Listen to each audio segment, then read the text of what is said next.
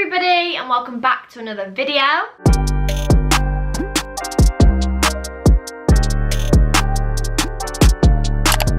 My name's Lottie for those who are new here, and I feel like it has been the longest time since I filmed a video. I know I did upload one last weekend, but I filmed that months in advance. You'll be able to tell from where I was living and stuff like that. And not only have I not filmed a video in the longest time, but I've not filmed a video in my family home. Clearly I'm back. If you've watched any of my other videos, you will know that this is actually my family home. I'm back in Chester for the summer. Well, I've actually been back and forth between Manchester and Chester, but at the moment I'm here. And I thought I would do a part 2 to things I wish I knew before starting uni. Number 1, because that is by far my best video on the channel. And it's also that time of year again when people are getting ready for going to uni. But I also thought I would film a part 2 to it because obviously I'm another year older, another year wiser. I'm actually about to go into my final year of uni. So I just feel like the things I know now will be very valuable for any first years, or even any people that have just finished first year going into their second year. These are just bits of advice I wish I had before going through my uni journey. I don't want to make this intro any longer than it already is, so if you haven't already, please do subscribe down below. And other than that, let's get into it. Number 1, this is something I wish I did in my first year, is get a job. I don't think you understand how much money you spend on going out. Like, you're just constantly out and about, going out for dinner, going out for drinks, like doing all these activities. And life is expensive. Food shopping is expensive. Washing is expensive if you're living in halls. Doing your laundry is so expensive.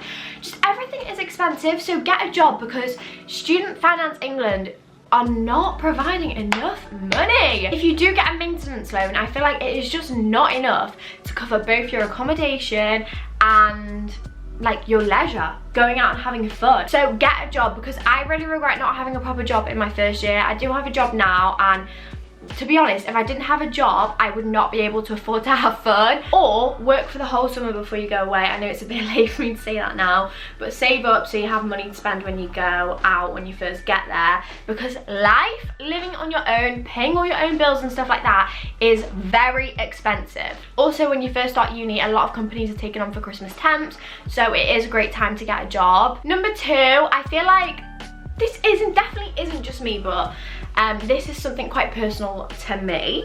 Get a microwavable bowl, jug, whatever it is, something you can put food in and put it in the microwave, because 9 out of 10 times you will not want to be cooking. Cooking is so long, especially if you share the kitchen with people you don't necessarily get along with, you just want to be in and out. So make sure you have a microwavable dish so you can put your food in, microwave it and get out. And also, if you do stuff like make lasagna, bolognese, you can then keep it in that microwavable dish in the fridge and have it the next day. So very versatile bit of equipment, a microwavable dish, and it will definitely come in handy, because I feel like most of the time at uni you live off microwave food. Number 3 is keep on top of your work. Now, I feel like this is something that's more relevant for like second year students maybe, because I know your first year is mainly about getting to grips with uni life, but believe me, you will want to keep on top of it, because otherwise it gets to the end of the year, you have no revision notes ready, you don't know where any of your work's gone, it's just disappeared. For me, what personally works is making a timetable of when I'm going to do my work, when I'm going to go out, when I've got my job, things like that, just so I keep on top of it. And I also like to keep things in folders labeled clearly on my desktop, so when it does come to exam season at the end of the year, you are on top of it and you know where to find everything when it comes to revision. Number 4 is something that I feel like has just dawned on me fairly recently as I'm going into my final year, and that is utilize student discount as much as possible. Because I know I felt like it was going to be around forever and I was always going to have that PLT boohoo discount code, but no, I've only got 1 more year of it and I don't know how I'm going to survive. And I use it so much for going out for dinner as well. Like, I'm going to Pizza Express for tea tonight, for example, and I'm going to use it 30% off. But apps I use are mainly Student Beans and Uni Days, but I know you can get a totem card, which I think gets you like discount and co-op and places like that, but I don't have one of them. If you haven't already, make sure you download those Uni Days and Student Beans app, because they are your best friend and you'll actually end up saving so much money by using them. The next thing I think is essential for every single uni student, if you can, definitely make sure you take a laptop or an iPad to uni. And I think this is especially relevant with the year we've just had, where a lot of stuff is now online. So I know in my next year, I think uni will still keep a lot of the content online. Although you'll be probably in person for lectures and tutorials and things like that, I think a lot of your work will be uploaded online. And if you do have to miss a lecture or a tutorial, something like that, you can go back and watch them online normally. And the majority of your assessments are actually uploaded online. I think it's quite rare that you actually hand in a physical copy of an essay or a report you do. So having a laptop at home or an iPad is just so handy, especially for me. Most of my assessments are actually essays and reports, so being able to do work remotely from home and not having to go in and use the university's computers and go and sit in the library is so much better. Now, I feel like the next few things are definitely for people that are just about to start uni, that have never been to uni before. And the first one is, before you start, join as many Facebook groups and social media groups as possible, because it's just such an easy way to meet people that are going to your uni or staying in your accommodation. And I feel like it just makes you feel so much more comfortable when you get there to recognise faces and recognise people. It makes you feel at ease and more at home. Join as many as you can. There are official ones which are run by the uni and students at the uni, and there's also non-official ones, but just join as many as you can because it doesn't hurt to meet new people. I feel like before everyone moves to uni, the biggest panic is normally about accommodation. And for me, I would say if you don't end up in your first choice of accommodation, definitely don't panic about it, because it's not really about where you live, whether you have an ensuite, whether you're sharing a bathroom, how many people you're with. I think uni's more about what you make it. So wherever you are, as long as you're with other students in first year, you'll have a good time because everyone's in the same position as you. And like I said, it is what you make it. So if you want to stay in or you want to go out and party, it's up to you to make that effort and go out and meet new people. And it doesn't matter what accommodation you're in, you'll still have those opportunities, whether you're in uni-owned accommodation or private accommodation. And if you are looking to go to university and you still don't have accommodation, don't worry, because there is so many options for private accommodations. I know the university-owned ones tend to fill up so quick, but there's normally always space all year round in privately owned accommodation. So if you don't get into your first choice or there's no uni-owned accommodation left, do not worry, because you will always find space in some accommodation somewhere with first year students just like you. Now, if you can, either get accommodation within walking distance of your uni, or just make sure you find out where your nearest bus stop is, or tram, whatever that is.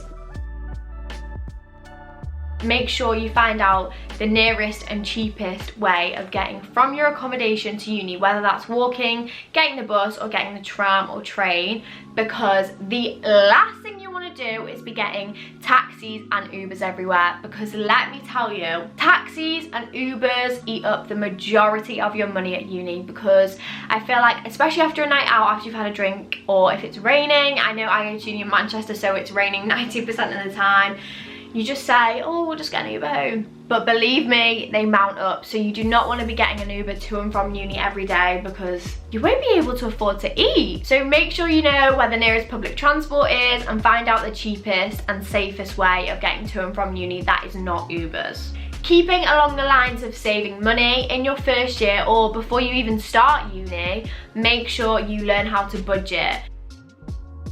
Whether you use spreadsheets or however you want to do it, just learn how to manage your money. So I would say, like, set a certain amount aside for nights out, certain amount aside for food and laundry, just so you know where you are, because that is something I did not do.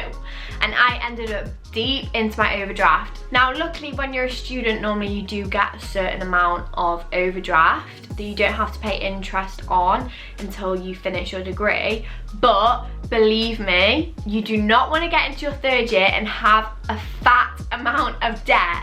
So try as much as possible to budget, because you do not really want to be going into that overdraft. Learn from my mistakes and budget in your first year so you don't have a fat amount of debt to pay off in your final year. And finally, I would just say, make the most of your first year and say yes to everything. I know I said this in my first video, but I just think it's so important. For me, the first 2 years of my university journey have just gone by so quickly. So just make the most of it and embrace every single moment and say yes as much as possible, because most of the experiences you have in uni, you're never going to have the opportunity to do again. You're never going to be in this situation where you don't have very many bills, you don't have very many responsibilities, you're only really looking out for yourself. So just enjoy it as much as possible and say yes. Try and experience as much as possible, because I feel like you'll never ever regret saying yes. You'll only regret staying in and missing out on potential new experiences and potentially meeting new people. Especially make the most of first year, because first year, as I said at the beginning of the video, is all about getting into a routine and understanding how uni works. So go out as much as possible and experience as much as possible and say yes to everything. If you do have any questions about starting uni or uni life in general, then follow me on Instagram and send me a DM and I'll try and help you as much as possible. If you made it this far, thank you so much for watching another one of my videos. I'm so excited and happy to be back filming. I've missed it so much. And I'm just excited to get back to uni really and show you my new house and my new room. I just feel like there's just good vibes to come. Now clubs are open as well and things like that. Life's back to normal. I'm just really excited for my future videos. And if you did enjoy this video, make sure you hit the like button and subscribe down below if you haven't already. And other than that, I will see you next week in next Sunday's video.